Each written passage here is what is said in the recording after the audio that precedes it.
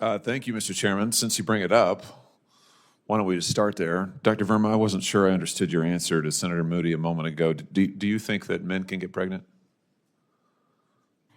I hesitated there because I wasn't sure where the conversation was going or what the goal was. I mean, I do take care of patients with different identities. I take care of many women. I take care of people with different identities. And so that's where I paused. I think, yeah, I wasn't sure where you were going with that. Well, the goal is just the truth. So can men get pregnant? Again, the reason I paused there is I'm not really sure what the goal of the question is. The goal is just to establish a biological reality. You just said a moment ago that science and evidence should control, not politics.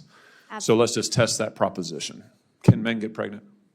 I take care of people with many identities, but Can men get pregnant? There are many women that can get pregnant. I do take care of people that don't identify as women. That Can men get pregnant? Again, as I'm saying, Let me just remind you what you testified to a moment ago. Science and evidence should control, not politics. So can men get pregnant? You're a doctor, I agree. think. Science and evidence should guide medicine. Do science and evidence tell us that men can get pregnant? Biological men, can they get pregnant? I also think yes/no questions like this are a political tool. And No, yes/no questions are about the truth, doctor. Let's not make a mockery of this proceeding. This is about science and evidence, and I'm asking you. You know, the United States Supreme Court just heard arguments yesterday at great length on this question. This is not a hypothetical question. This is not theoretical. It affects real people in their real lives. And you're here as an expert, called by the other side as an expert. And you've been telling us that you follow, right, you're a doctor, and you follow the science and the evidence. So I just want to know, based on the science, can men get pregnant?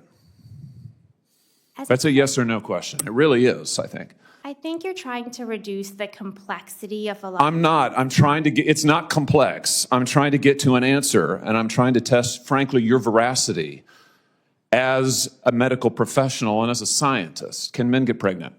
I think you're also conflating This is male extraordinary. female with No, I'm not conflating male and female. They're two different things. There's biological men and there's biological women. And I want to know, can men get pregnant? What you were talking about is biological. You're not going to answer my question, it sounds like. Biological males. This isn't hard, doctor. Can men get pregnant? Yes or no? Again, I would be more than happy to have a conversation with you that is not coming from a place of trying to be polarized and push. I'm not trying to be polarizing. I'm trying to ask, I think it is extraordinary that we are here in a hearing about science and about women. And for the record, it's women who get pregnant, not men.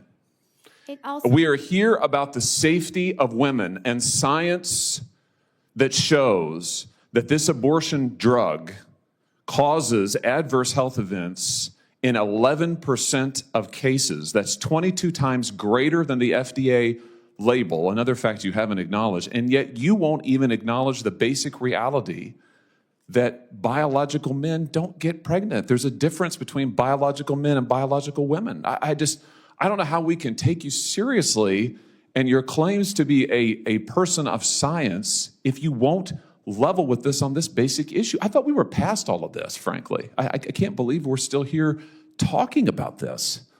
I am a person of science, and I'm also someone here who's here to represent the complex experiences of my patients, and I don't think polarized language or questions serve that goal. I don't think they serve the American people. It is not polarizing to say that there is a scientific difference between men and women, and I want this to be clear and for the record. It is not polarizing to say that women are a biological reality and should be treated and protected as such.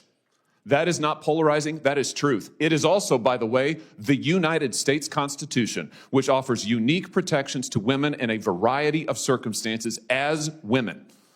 And your refusal to recognize women as women and men as men is deeply corrosive to science, to public trust, and yes, to constitutional protections for women as women. And I think it's extraordinary that you would sit here and advance a political agenda that has been thoroughly discredited and rejected by the American people in this forum. And I'm glad we had this exchange because it is exceptionally clarifying. It is also in many ways quite depressing. I see that my time has nearly expired. I just want to thank the other witnesses for being here. Thank you for protecting women and children. Thank you for your valiant efforts. Thank you for following the science. And thank you, Mr. Chairman, for this hearing. Senator Alsobrooke.